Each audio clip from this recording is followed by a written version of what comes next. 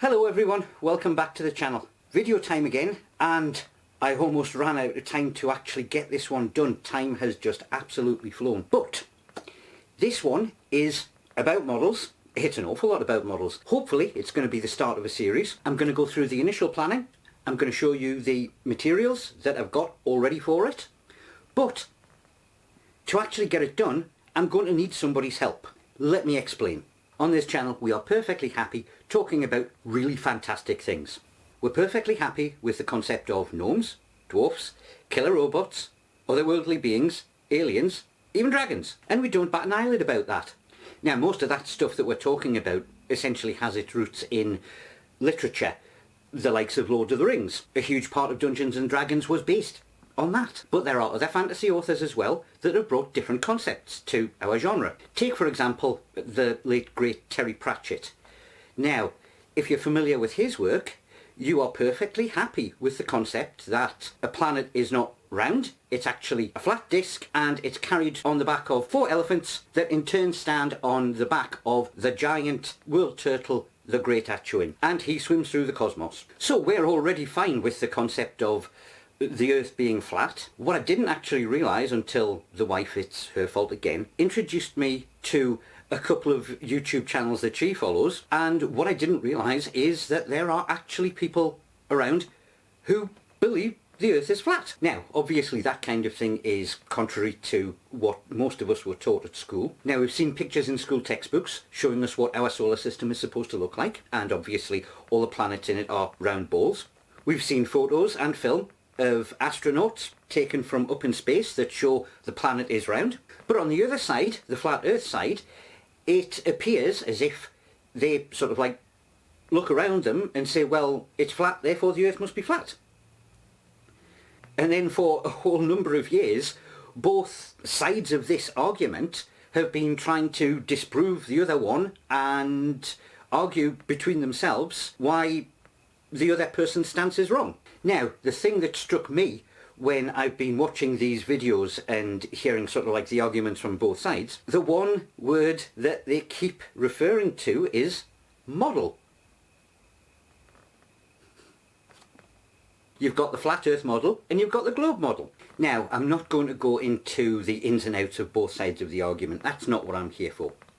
We're here to talk about models. Both sides have got a model. Suffice to say there is one big sticking point, which is the point of difference between the two sides, and that appears to be the way that the sun acts up in the sky. Now the big thing that is going on, and it's not too far south from where I am in the grand scheme of things, is that a group of people from one side and a group of people from the other have gone down to Antarctica to check what the sun does. And they're labelling this the final experiment. I'll leave a link to the website for it down in the description. Please feel free to check it out. Now, depending on their model, both sides agree on one fact. Up in the north, round about the North Pole, in summer it is in continual light because of the way the sun moves. And in winter it's in complete darkness, again because of the way the sun moves. The point of difference, however, comes to do with the Antarctic. Now, globe people say that because of the way that the Earth tilts as it goes around the sun, when it comes to summer down here, and it's the height of summer down here, in Antarctica it is complete daylight all the way around. People on the flat Earth say that there cannot possibly be a 24-hour sun in Antarctica. It just doesn't happen. And so that's what they've gone to check out. Seems easy. Well, not quite so easy, because it's actually quite difficult to get down to Antarctica. But they have managed it, and as of recording this video, they are, I believe, in Punta Arenas in Chile, and they are preparing to get on a flight to go down to a place called Union Glacier in Antarctica. In fact, by the time I've actually got this edited and posted, it's entirely possible, depending on the weather, and whether or not their flight can actually, take off and make the journey, they could already be down there. Hence the reason for me posting this video right now, because it's happening right now. So one way or the other, they're going to see what they see, and one side's model they reckon will be proven and the other side's model will be disproven. Seems fair?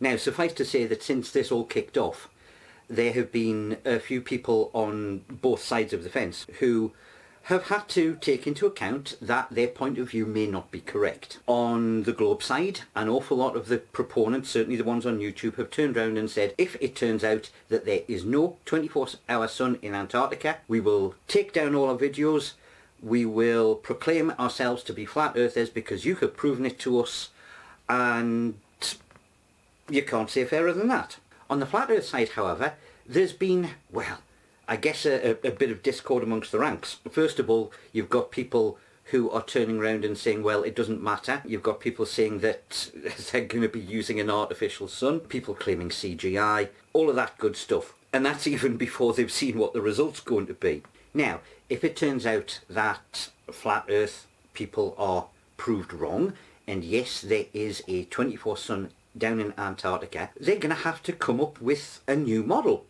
Some kind of reason why these people have gone down and they have seen what they have seen. Enter somebody with model making skills. Hello.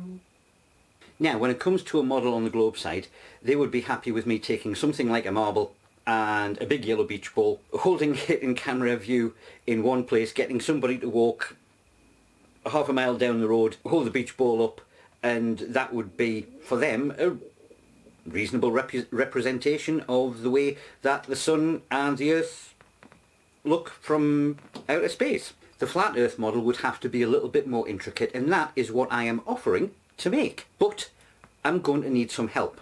I'll show you what I've got so far. This is an old cake stand. Apologies that it's a bit grubby. It's been stuck away in storage, but it has been kindly donated by the good lady wife, because at the end of the day it's all her fault that I've gone down this rabbit hole. As you can see, it's nice and round and flat like a planet. One of the things that flat earthers claim is that Antarctica is not an ice continent at the bottom of the globe. It is actually around the edge, and part of that, and the reason why we can't go past it and what is holding all of the water of the oceans and things like that, is the Great Antarctic Ice Wall. And if you have a look, there's even this lovely little lip at the end. There you are. It's already got an ice wall built in. Good so far. The other thing that they say happens is that the Earth is actually enclosed by a dome or firmament. See, it's even got a lid for it. So we've got the dome, and it's this dome that holds the atmosphere in so that we can continue to breathe and not, just die. Now, there are a couple of places where already people on the flat earth side do disagree. Some of them say that the sun is outside and shines in. Some of them say that the sun and moon are actually contained within the dome. But depending on which way I make the model, we can account for both of those. All we've got to do is be able to see what the sun does up in the sky at any point in time. And the good thing about starting with something that's clear and transparent right off the bat is the fact that we can see through it. And I have here a endoscopic camera. No, just don't go down that track. I got this so that when I'm making models, I could actually fit a camera, right inside buildings or things like that. So you could get a point of view from inside out and get into like real small nooks and crannies and take pictures of there, where a full-size camera just can't physically fit in the model because we do work at quite a short scale. But what it does mean is that from our point of view, down at the ground, I can just pop this underneath, look up through the plastic, and we'll see what the sun does. So there you have it. Genuine offer.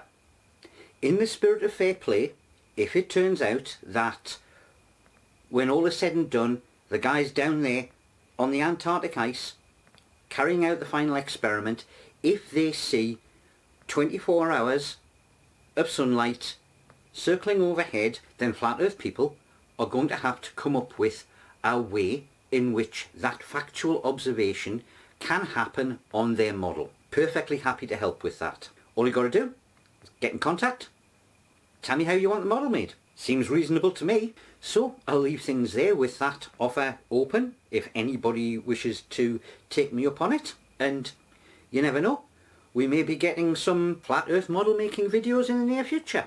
I'll see you guys in a bit. Bye for now.